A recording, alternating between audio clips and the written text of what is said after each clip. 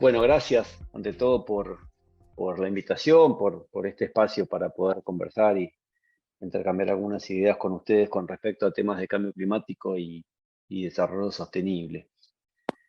La idea es que conversemos un poco sobre la agenda del cambio climático, de qué se trata, un poco cuáles son los principales temas en discusión, hacer alguna referencia al cambio ambiental global, alguna referencia al abordaje para el desarrollo sostenible, algunas consideraciones con respecto a qué se puede hacer desde el sector privado en materia de cambio climático particularmente, y algunos comentarios finales.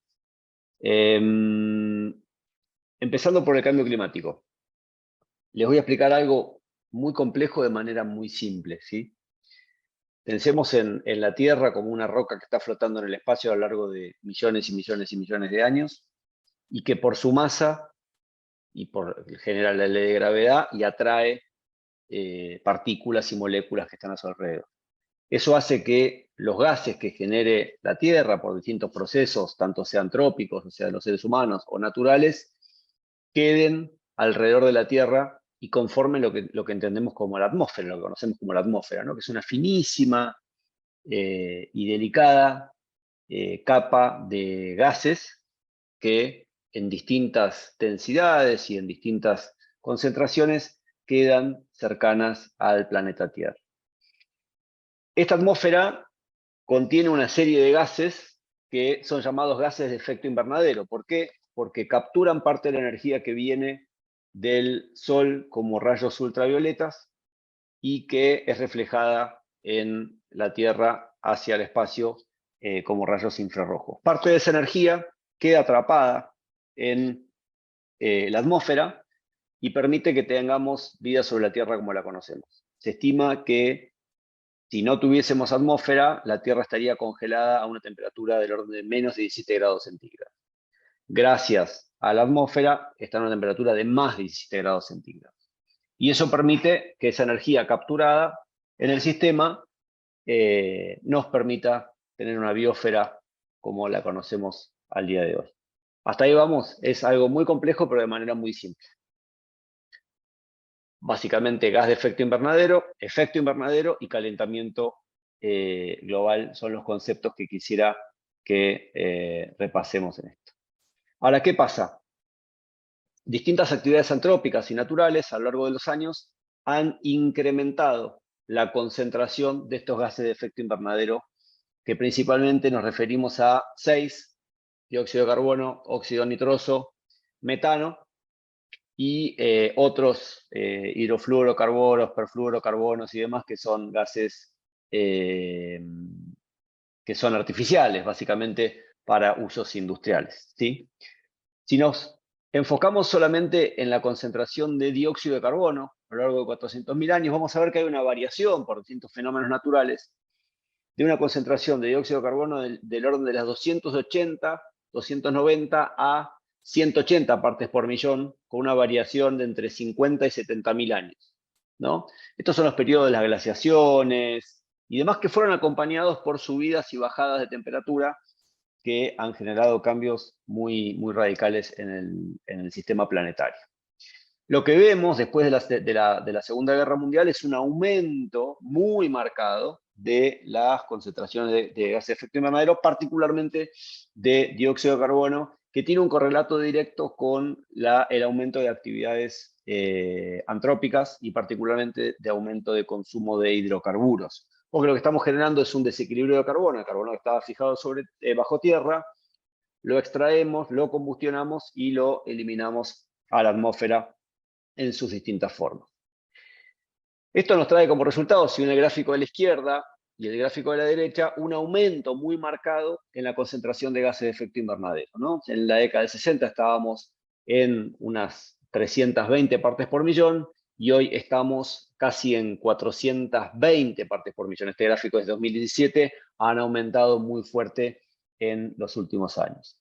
Este aumento de la concentración de gases de efecto invernadero tiene un correlato también con un aumento sostenido y permanente de la temperatura media global con respecto al año 1850, ¿no? Lo que vemos es que todos los años estamos leyendo: este fue el febrero más caluroso desde hace 100 años, este fue el más lluvioso de hace 100 años, este fue el julio más caluroso a nivel global de hace X años. Y vamos todos los años rompiendo récords y aumentando la temperatura global de manera lineal e inequívoca. ¿Qué es lo que está sucediendo entonces? Bueno, ante la evidencia de este cambio, lo que vemos es aumentos en las temperaturas, aumentos en las precipitaciones, variaciones en distintos fenómenos climáticos con mayor recurrencia e intensidad, que están trayendo cambios en los ecosistemas, cambios en los hábitats, cambios en los recursos naturales, cambios en la disponibilidad de agua, y que a su vez están generando impactos en las actividades humanas.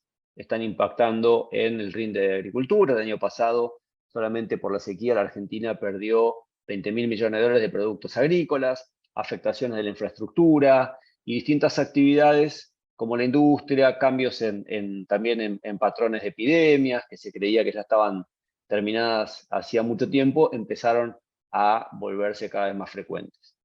Y eso empieza a generar un cambio de la conciencia pública. Ya esto empieza a impactar en los trabajos, en las migraciones, empieza a generar conflictos étnicos y sociales, empieza a generar conflictos por el acceso al agua, y ya no es un tema tan etéreo y tan lejano, sino que empieza a hacerse un tema de la agenda pública, que empieza a generar que la gente empieza a demandar una respuesta política. Esa respuesta política básicamente tiene que ver, en primer lugar, con el incorporar la problemática ambiental, incorporar la problemática del cambio climático como un concepto de resiliencia entre las actividades humanas y la biosfera y el sistema atmosférico, integrando consideraciones que antes no estaban integradas básicamente en las políticas públicas o en el desarrollo de distintas actividades económicas o sociales. Lo que se busca es una respuesta política para generar un cambio en la conciencia pública, para generar un cambio en las actividades humanas, para generar un cambio en la biosfera, para poder generar dos grandes cambios de agenda, y es los dos conceptos más importantes en la agenda climática: mitigación y adaptación. La mitigación tiene que ver con distintas modificaciones en prácticas productivas, en prácticas cotidianas, que permitan reducir la intensidad de carbono de esas actividades para poder por lo menos limitar el crecimiento y luego reducir la cantidad de gases de efecto invernadero en la atmósfera para tratar de volverla a los niveles preindustriales. Y la adaptación tiene que ver con que, indefectiblemente, ya por la propia inercia de las emisiones y ya por la propia concentración, ya estamos evidenciando un cambio climático muy evidente que empieza a generar impactos y que nos obliga a repensar también nuestras actividades de cara a patrones climáticos distintos para los cuales nuestras urbanizaciones, nuestros sistemas productivos en nuestros territorios fueron pensados o planificados. Y esto demanda, bueno, muchos esfuerzos adicionales para poder prepararnos para estos cambios. ¿Qué es lo que vamos a encarar básicamente? Bueno, cambios en las temperaturas, cambios en los vientos, cambios en el régimen de agua, cambios en nuestras tierras, que algunos van a ser crónicos y otros van a ser agudos. Esperamos olas de calor, olas de frío, mayor cantidad de incendios, distintos fenómenos climáticos como ciclones, huracanes, distintos tipos de tormenta cada vez más intenso, cambios en los niveles del agua, el nivel del mar, aumento del nivel del mar, erosión costera y distintos tipos de degradaciones y afectaciones de los suelos también por estos cambios climáticos. Si vemos en su conjunto, lo que vemos es un planeta que, bueno, se convierte en algo bastante hostil para la vida de los seres humanos como la conocemos, y que nos obliga a prepararnos para un futuro bastante marcado por bastante incertidumbre. Este gráfico es bien interesante porque nos muestra un poco cuáles son los potenciales riesgos a los que nos exponemos con un cambio climático de 1,5, 2 grados, 3 grados con respecto al año 1850. Si vemos, solamente para tener una idea, en 1.5 se espera un 14% de pérdida de biodiversidad y un 18% con 2 grados centígrados. Sequías que pueden afectar en el orden de 1.000 millones de personas. Aumento entre el 40 al 54% de fuegos, un 45 al 58% de aumento de días con temperaturas extremas en términos de olas de calor. Y un tema importante que me gustaría que prestemos especial atención tiene que ver con el aumento del nivel del mar. Con 1.5 grados lo que se espera es que por el derretimiento de los polos tengamos un aumento del nivel del mar de entre 28 centímetros a 55 centímetros con respecto al nivel actual. Bueno, uno dice, no es tan grave, 28 centímetros, bueno, es algo manejable, se puede solucionar con una defensa costera. Lo que pasa es que tenemos que tener en cuenta que esto lo que nos muestra es un aumento del nivel del mar de 28 centímetros por toda la superficie de los océanos en la Tierra, lo cual es una enorme y gigantesca masa de agua adicional con la que vamos a tener que lidiar. Y lo que la ciencia nos dice es que por cada centímetro de aumento del nivel del mar, se estiman situaciones potenciales de ingresión marina de 1 metro. ¿Qué significa esto? 28 centímetros de aumento del nivel del mar, ¿sí? Más o menos algo así, puede significar 28 metros de ingresión marina por la propia dinámica de las corrientes. ¿Qué significa esto en el caso, supónganse, del área metropolitana de Buenos Aires? Bueno, agua bien por arriba de los edificios más altos de Buenos Aires. No ya por sudestada, no ya por precipitaciones, sino por aumento del nivel del mar. Las Naciones Unidas ya alertaron con respecto a esta situación y se iniciaron conversaciones con respecto a, particularmente en las naciones insulares, cuáles son los procedimientos para la desaparición de países, porque hay procedimientos para la creación de países, pero no hay procedimientos para la extinción de países. Este es el nivel de discusión que se está dando con respecto a la agenda del cambio climático. En 2015 tuvimos situaciones como esta, con fuertes inundaciones. Lo que sabemos es que luego de los 3 años del Niña que tuvimos hasta el 2022 y la sequía extraordinaria, lo que tendremos muy probablemente este año es un aumento del nivel del mar, un aumento de la intensidad del fenómeno El Niño sin precedentes. Es muy probable que este año en América Latina, en Sudamérica particularmente, afrontemos escenarios de enormes precipitaciones con mucha destrucción para nuestros territorios.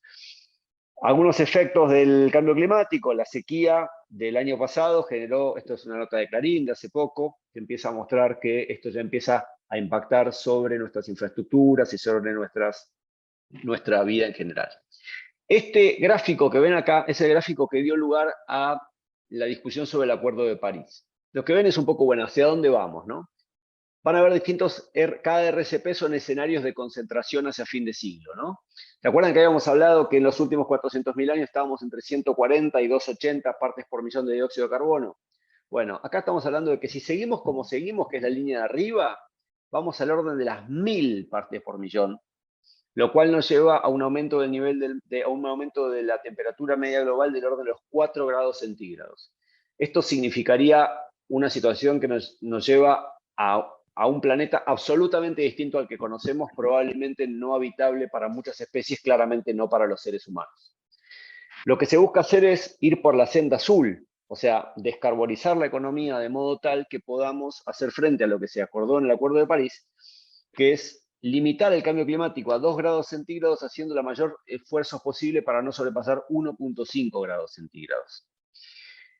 La realidad es que, si lo vemos gráficamente, esto se traduciría en que para ir a 1.5 grados centígrados tenemos que hacer una descarbonización total y absoluta, de manera drástica y en muy, muy poco tiempo. Para que se den una idea, el parate de actividad y económico de la pandemia casi no generó ningún tipo de impacto en la concentración de gases de efecto invernadero, porque se necesitan reducciones durante muchos años para reducir la inercia de las emisiones, para poder tener alguna reducción sensible en la concentración de gases de efecto invernadero. La realidad es que estamos yendo en la línea negra de ahí arriba, que nos lleva al orden de las 2 a 3 grados centígrados. Hay una discusión internacional muy fuerte con respecto a esto, particularmente por los impactos que genera esto en términos de estabilidad macroeconómica y de estabilidad geopolítica global, porque son enormes la cantidad de riesgos que se multiplican y se disparan a partir de la agenda del cambio climático y la degradación ambiental.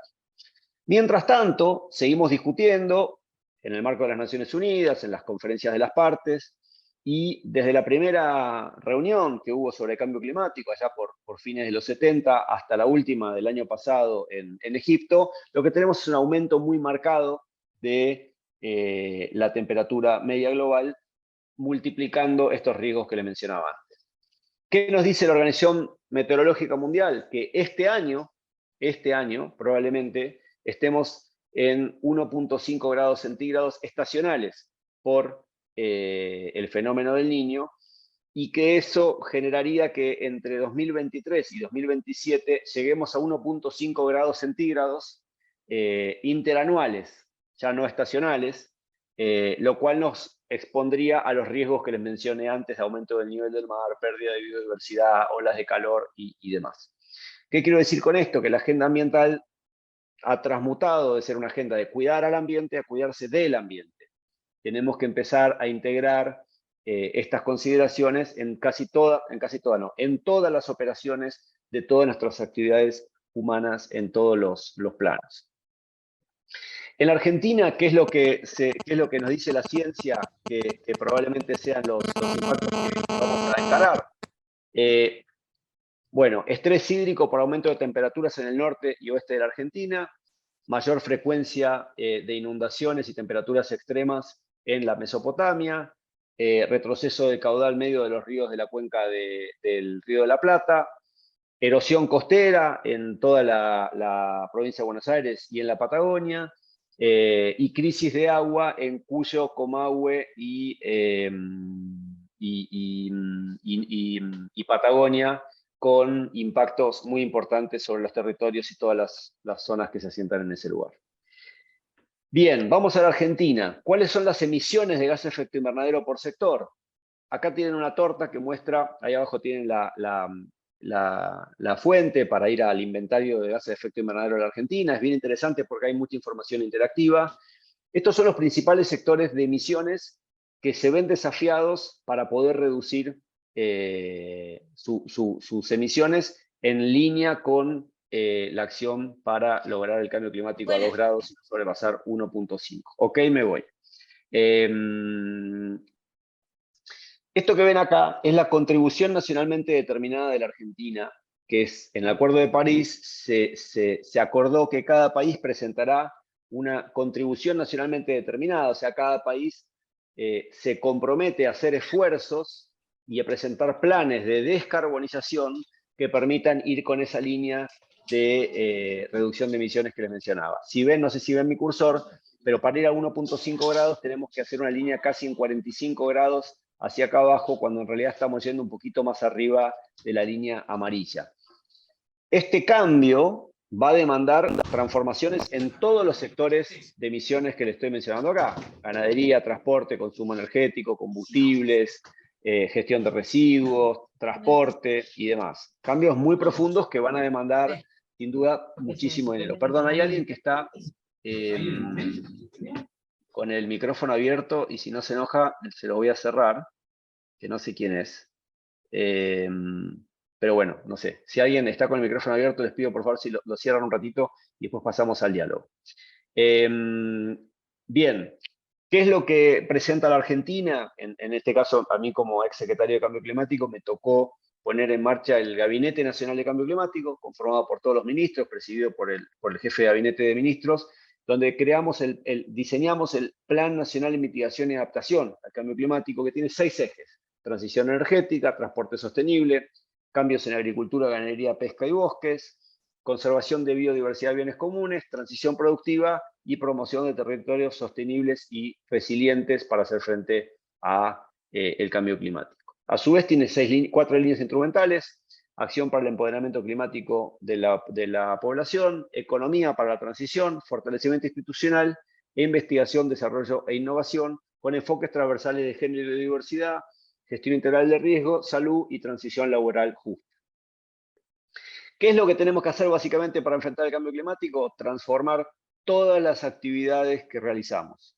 La forma en que comemos, en que nos transportamos, en que vivimos, en que nos alimentamos, en que todo lo que hacemos va a ser transformado o va a tener que ser transformado, porque todas las actividades que desarrollamos, incluso esta conversación que estamos teniendo, donde yo estoy tomando oxígeno, liberando dióxido de carbono, aportan al cambio climático. Claramente nadie está pensando que los seres humanos dejemos de respirar, pero sí que vayamos a transformaciones productivas muy profundas que permitan la descarbonización absoluta en muy poco tiempo. Hasta ahí estamos. ¿Qué es el cambio climático? ¿Cuál es la discusión actual? ¿Hacia dónde estamos yendo? Y que la cosa está realmente complicada. En el sector privado, particularmente, lo que se está haciendo es avanzar, si quieren, en 3 grandes componentes. En primer lugar, diversas empresas están trabajando en definir o identificar tu huella de carbono y plantear escenarios que se llaman offsetting o de compensación. Es decir, bueno, yo en todas mis operaciones emito 10 toneladas, entonces financio reducción de emisiones por 10 toneladas. ¿Cómo? Bueno, lo puedo hacer en el mercado voluntario o en un mercado regulado. El mercado voluntario es un mercado donde yo básicamente lo que quiero hacer es comprar reducciones de emisiones, o sea, de proyectos que me demuestren que hicieron alguna mejora o alguna forestación o restauración de ecosistemas y me demuestran que redujeron tantas emisiones, y yo lo que hago como privado es ponerme la cucarda en mi empresa diciendo: mi empresa es carbono neutral, o sea, lo que yo emito lo compenso. Por otro lado, hay países que tienen políticas de mercado regulado o regiones. La Unión Europea tiene un sistema de lo que se llama cap and trade, o sea, límite e intercambio, donde yo digo, bueno, por cada sector establezco un límite anual y ese límite va decreciendo año a año. Y te digo, bueno, sector del acero, vos vas a poder emitir tanto. Si te pasás, tenés que comprarle a otro sector reducciones de emisiones, y la interacción entre oferta y demanda es lo que va a determinar el precio del bono de carbono. La última vez lo vi la semana pasada, estaba en el orden de los 85 euros la tonelada de dióxido de carbono equivalente en el mercado europeo.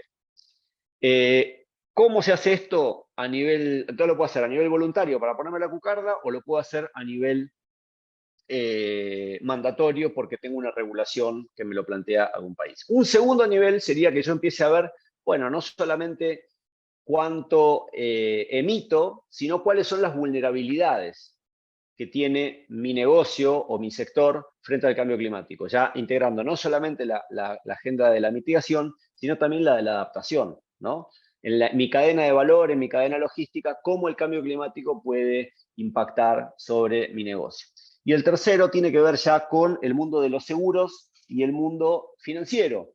¿Por qué? Porque hoy es el sector financiero el que está impulsando básicamente la discusión climática, porque, como les decía, es un multiplicador de riesgo y eso encarece pólizas, prima de seguro, y encarece acceso a financiamiento porque aumenta el riesgo al recobro de la inversión.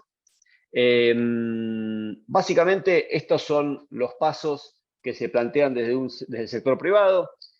Comprender los riesgos y oportunidades climáticas, entender por qué compenso mi huella de carbono, cuantificarla, desarrollar una estrategia de reducción, sea para mercado voluntario o mercado regulado, y comunicar esos resultados, sea al banco, sea a la compañía de seguros, sea a la bolsa, porque hay bolsas como la bolsa de Estados Unidos o la bolsa de Frankfurt que solicitan a las empresas de manera condicional que presenten sus estrategias de reducción de emisiones, o bien lo comunico al público porque quiero mostrar que mi empresa es consciente de esta problemática global y quiere estar adelante y a la vanguardia en esta discusión. Básicamente, por ahí esto es muy técnico, pero tiene que ver con la huella de carbono, cómo se mide. Lo que se mide en primer lugar es las emisiones directas de mi empresa. Las segundas tienen que ver, el alcance 2 o el tier 2, tiene que ver con las emisiones asociadas a la generación de energía de mi empresa, no las que genera mi empresa, sino el consumo indirecto. Y el tercero, otras emisiones indirectas que son consecuencia de la empresa. Como somos ser la huella de carbono de mis proveedores que al traerme un producto a mí me están traspasando la huella de carbono. Generalmente cuando hago la estimación de huella de carbono la tengo que hacer en los 3 niveles de alcance para ver cuánto es lo que emito y en función de eso ver si reduzco, si compenso o si elimino. Muchas empresas están planteando escenarios de net zero, o sea, hacer emisiones cero netas al 2050. Esto significa que miden cuánto van a emitir hasta el 2050 y diseñan estrategias para poder compensar esas emisiones hacia el año 2050, año a año, de manera paulatina, y le empiezan a dar distinto nivel de formalidad. Bien, hasta ahí cambio climático. Ahora, si vemos cambio climático, sinergiza con otras problemáticas ambientales. Porque lo que tenemos es un aumento demográfico. En el año 1900 éramos 2.000 millones de habitantes, hoy somos 8.000 millones de habitantes en 123 años. Multiplicamos mucho la población, a la vez una población que consume, que aumenta el consumo y que genera mayor presión de demanda de recursos naturales, que impacta sobre la industria de la minería, la energía de transporte, la agricultura, el consumo de agua y la caza de pesca, y presiona fuertemente sobre la biodiversidad, generando contaminación, sobreexplotación, cambio climático, y esto impacta sobre la integridad ambiental, generando lo que conocemos un potencial cambio ambiental global. Ya no es solamente el problema del cambio climático, sino que si vemos el gráfico de la derecha, que lo diseñó un científico muy reconocido, se llama Johan Rockström. Para los que tienen Netflix, hay una muy buena película para ver que se llama Sobrepasando los Límites, de Johan Rockström, que muestra cómo, no solamente en cambio climático, sino en cambios de uso de suelo, en disponibilidad de agua, en acidificación de océanos, en cambios geoquímicos, por el ciclo de fósforo, el ciclo de nitrógeno. Hemos sobrepasado o estamos próximos a sobrepasar ciertos límites en términos de límites planetarios que al sinergizar y confluir generan realmente lo que nos dice la ciencia, que es el inicio de la sexta extinción masiva de especies sobre la Tierra y poniéndonos en una situación realmente complicada e invitándonos a una acción bien concreta e inmediata. ¿Qué es lo que plantea el cambio ambiental global? Una serie de transformaciones de gran escala que no son lineales y que sinergizan y se multiplican entre sí, con lo cual se aceleran y complejizan mucho la vida sobre la Tierra y que gran parte de ella se debe a presiones antropogénicas, o sea, actividades del ser humano. ¿Qué es lo que buscamos entonces para poder impulsar el desarrollo sostenible? Bueno, no se trata solamente de un impulso económico con el cuidado ambiental, sino que tiene que ver con el impulso de un nuevo abordaje que promueva una actividad económica que sea equitativa en términos sociales, que sea sostenible en términos ambientales y que permita integrar y balancear agendas de las 3 dimensiones en un nuevo marco de gobernanza que a la vez trascienda el horizonte electoral de la miopía de las elecciones. No estamos hablando de planes que se van a definir en 2 o en 4 años, que básicamente es el horizonte tradicional de la política, sino que lo que tenemos que hacer es construir planes de cuidado ambiental, planes de descarbonización, planes de adaptación, planes de progreso social, que estén orientados a 10, 20, 30 y 40 años. Hoy la planificación se hace principalmente 2030, 2050, algunos países 2060, para poder impulsar cambios realmente efectivos en términos de mitigación, adaptación y resiliencia. La agenda de la sostenibilidad entonces no tiene que ver con una agenda en la que prioricemos el ambiente y dejemos afuera a los seres humanos. Siempre es con los seres humanos en el medio, con los seres humanos en el centro, porque básicamente lo que queremos es el progreso humano. Cuando hablamos del cambio hacia la sostenibilidad, lo que hablamos es cómo preservar la vida de los seres humanos, no es solamente cómo cuidar al ambiente. Esta es la diferencia, si quieren, con la economía verde, que plantea, bueno, cuidemos el ambiente, está bien, pero sin consideraciones sociales. El cuidado ambiental sabemos que es bastante complejo porque la agenda ambiental y social van muy unidas. Básicamente el que más sufre la vulnerabilidad por degradación ambiental es el más pobre, y por otro lado, cuando el más pobre no tiene para comer, probablemente también genere presiones sobre el ambiente. Entonces es un falso dilema el de ambiente y desarrollo, sino que van de la mano. Para poder tener un progreso social adecuado, necesitamos tener un ambiente sano y una actividad económica que se maneje dentro de los límites planetarios y que respete estas limitantes que nos presenta la agenda ambiental. ¿Por qué básicamente conviene desde el sector privado impulsar un desarrollo sostenible y bajo en carbono? Bueno, empezamos por lo más realista, porque cada vez más va a ser difícil acceder a financiamiento, tanto internacional como nacional, porque el sector financiero identifica la degradación ambiental como un multiplicador de riesgo, y ese multiplicador de riesgo hace que cambie la ecuación económica, y básicamente me van a empezar a preguntar de dónde te aprovisionas en recursos naturales, cuál es la vulnerabilidad de tu cadena de valor, cuál es la vulnerabilidad de tu cadena logística, estás sujeto a demandas ambientales, cuáles son tus emisiones de gas de efecto invernadero, cómo puede impactar en tu negocio si se impulsa a nivel global una política de precio a carbono. Bueno, hay un montón de discusiones que están teniendo lugar respecto a la agenda ambiental, que pueden tener implicancias muy importantes sobre sectores productivos, incluso poniendo en riesgo de que desaparezcan sectores productivos enteros. Relacionado a esto, tiene que ver la necesidad de promover mejora en la competitividad. Hay muchos socios comerciales, la Unión Europea a la cabeza, que están impulsando medidas de frontera que empiezan a poner límites para la colocación de mercados, de productos en ciertos mercados, particularmente hoy soja, madera y carne, tienen que tener una certificación de trazabilidad de que no están relacionados a actividades de desmonte.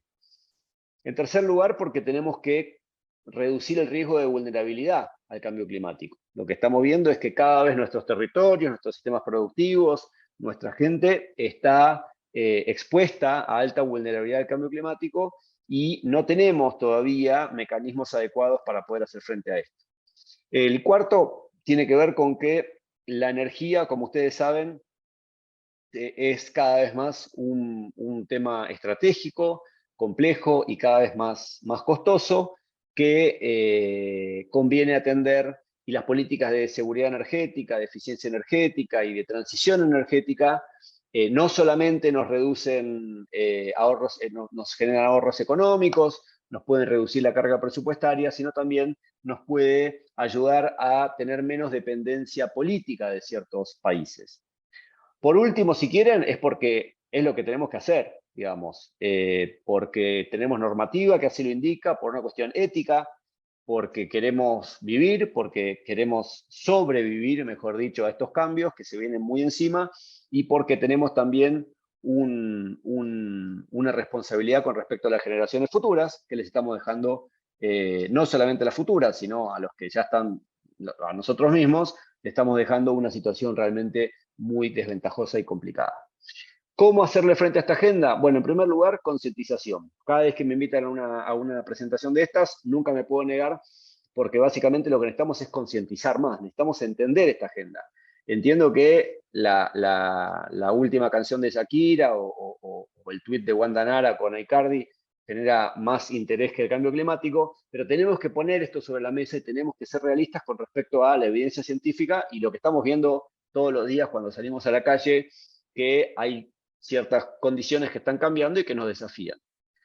En segundo lugar, planificación estratégica, no solamente entender, sino ver cómo nos preparamos de nuestras organizaciones, de nuestras empresas, de nuestros ámbitos, para definir objetivos y metas que nos permitan, adoptando una visión integral y de largo plazo, transitar estos desafíos y hacer frente también y aprovechar las oportunidades que nos presenta la transformación productiva y el cambio climático.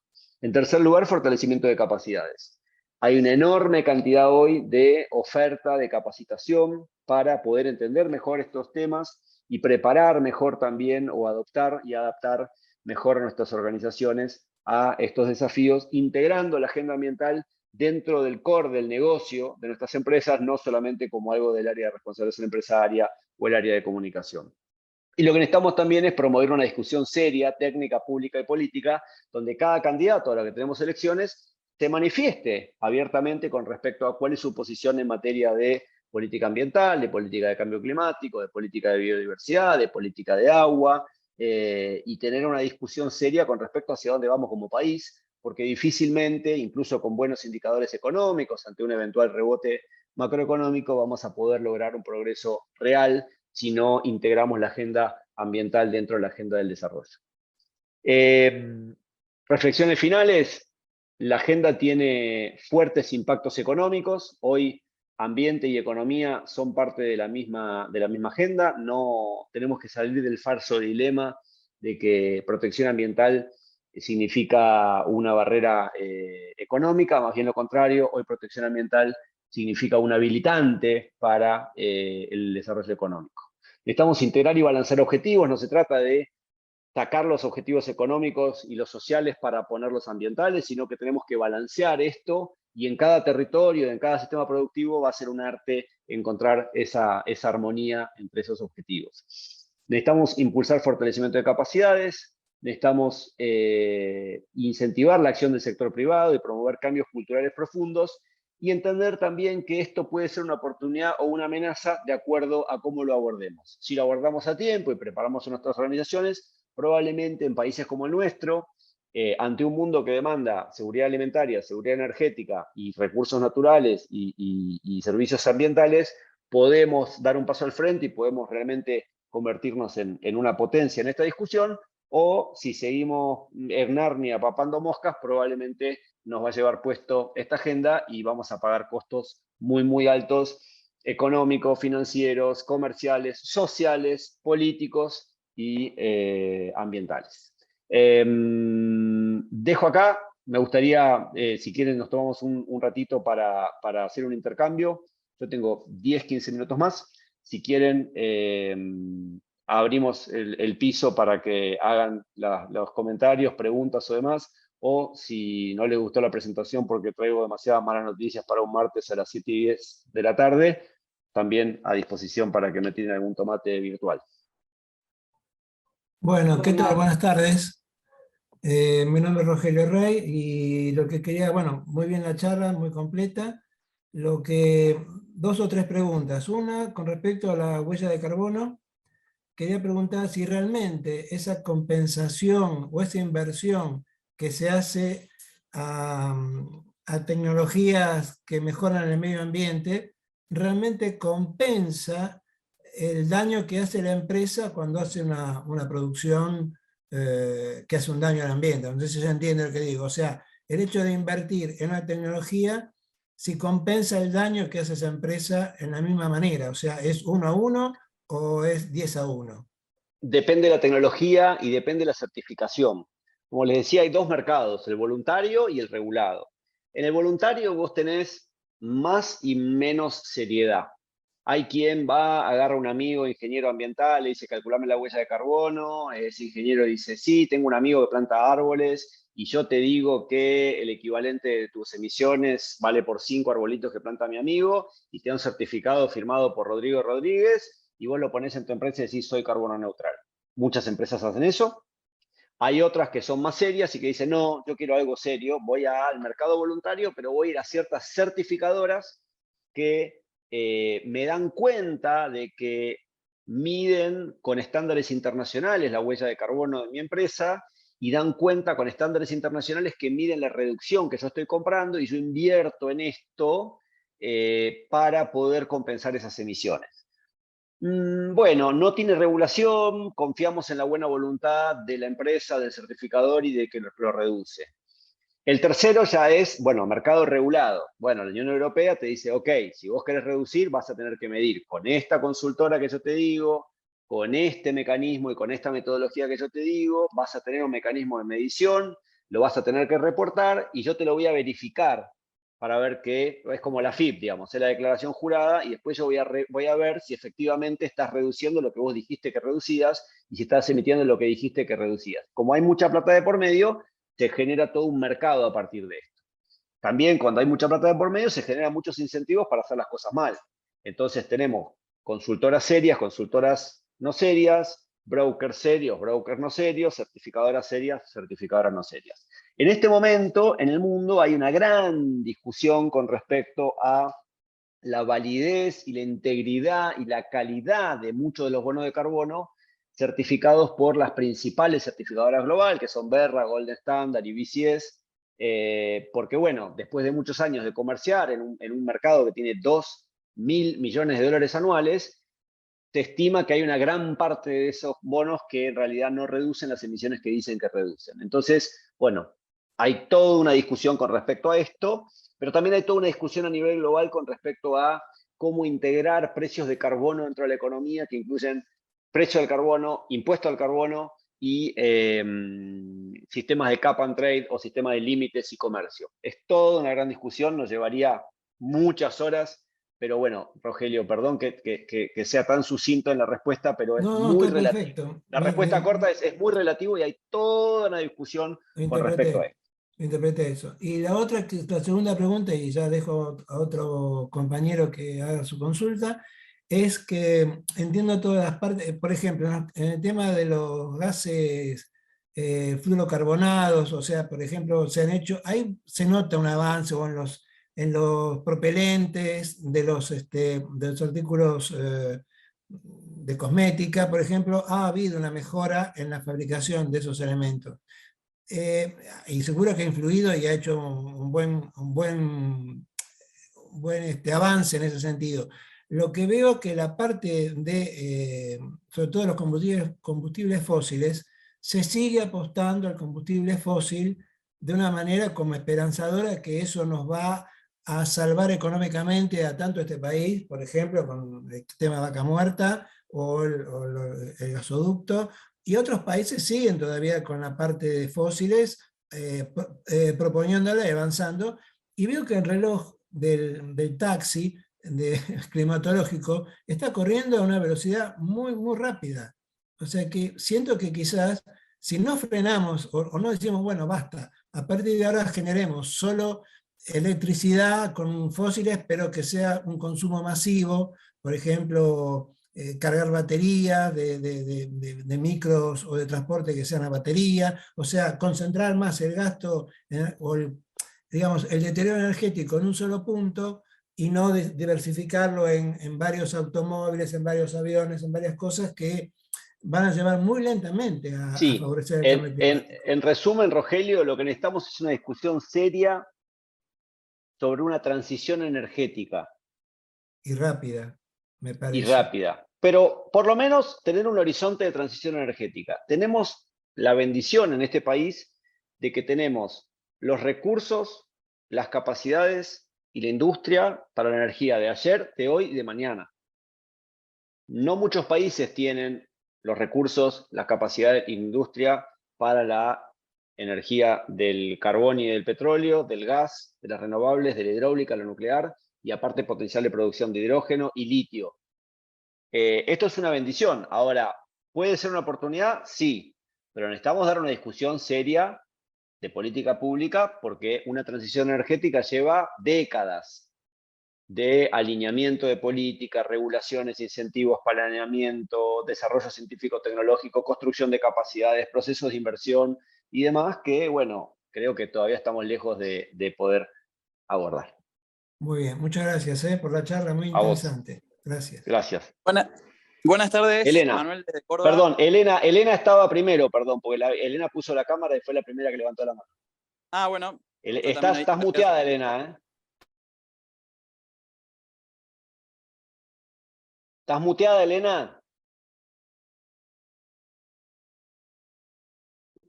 Estaba sin audio. Bueno, evidentemente los que somos de la cuarta infancia, a veces tenemos inconvenientes tecnológicos y fue lo que me pasó. A mí me pasa lo mismo y estoy en la segunda, así que no te preocupes. Ah, bueno, gracias por la compensación. Y me gustaría que Manuel haga su última pregunta y así hacemos un cierre y les comentamos varias cosas, además de agradecerte por tu tiempo. Dale, gracias. Manuel, Yo en 5 minutos me tengo que ir, así que les pido perdón, pero creí que la reunión era a las 6 y organicé estar en Belgrano a las 8, así que tengo que salir corriendo. Perdón. bueno, Manuel, Bueno, voy de nuevo. Buenas tardes. Gracias, Elena. Gracias también. Bueno, dos preguntas rápidas. Una, por ahí se hace un análisis muy profundo, detallista y demás de la sustentabilidad. Y para mí hay algo más básico de lo que no escucho a nadie hablar, que es el aumento del consumo de energía y de materia prima. Y me parece que por ahí pasa todo en realidad. Eso por una parte, porque cuando nos quieren vender el auto eléctrico como cero emisiones, es una mentira total, porque de dónde sale la energía, el problema del ciclo de vida de las baterías y demás. Y la otra es dónde encaja la situación actual dentro de los periodos naturales que han habido en la historia del planeta Tierra de glaciación y calentamiento. Esas dos cosas. La primera, sí, por eso les hice referencia a cambio climático y después a cambio ambiental global, para decirles que la agenda no es solamente cambio climático, sino que es contaminación, recursos naturales, degradación de biodiversidad, pérdida de biodiversidad, cambio de uso del suelo y demás, con lo cual no existen soluciones mágicas. Como vos bien decís, bueno, vehículos eléctricos, fantástico, ¿de dónde salen los minerales? ¿De dónde va a salir la energía? ¿De dónde, qué voy a hacer con los residuos de los 2.000 millones de vehículos que tengo que voy a tener que tirar de algún lado? Bueno, no es tan fácil, no hay soluciones mágicas y hay que dar discusiones bien profundas y sistémicas. Por eso les hablaba de esto de integrar y balancear agendas. No se trata de, bueno, ahora sacamos el foco acá y vamos todo para acá y después terminamos haciendo un péndulo, sino que es bastante más complejo y demanda mucho conocimiento y mucho análisis de poder impulsar un cambio de este tipo. El segundo, no tengo ni idea, porque los cambios en términos naturales en la Tierra se daban en periodos de decenas o cientos de miles de años, y nosotros estamos hablando de una transformación que se dio en 150 años. Entonces, no hay antecedentes, por lo menos conocidos por el ser humano, de cambios planetarios, de escala planetaria, de tal magnitud en tan corto tiempo. Con lo cual, sinceramente, perdón, pero no sé en qué periodo glaciológico o en qué periodo geológico estamos. Lo que sí sé es que la evidencia científica es contundente e inequívoca con respecto a que estos cambios los hemos generado por actividades antrópicas. Ya no hay una discusión sobre si estos cambios que estamos viviendo son de origen natural, sino que puede haber cambio de origen natural, pero se ven acelerados e incrementados fuertemente por las actividades de los seres humanos. Bueno, perfecto, sí, sí. Lo que sí, como te digo, investigué, busqué un poco sobre el consumo mundial de energía y materia prima, y la verdad que no encuentro estudios así serios, digamos, en relación al aumento de consumo, porque por ahí, como de nuevo, se habla de los combustibles fósiles, de la solución eléctrica, de electrificar todo el mundo y demás, pero no veo eso, y para mí es la base de todo. Para mí te recomiendo dos fuentes.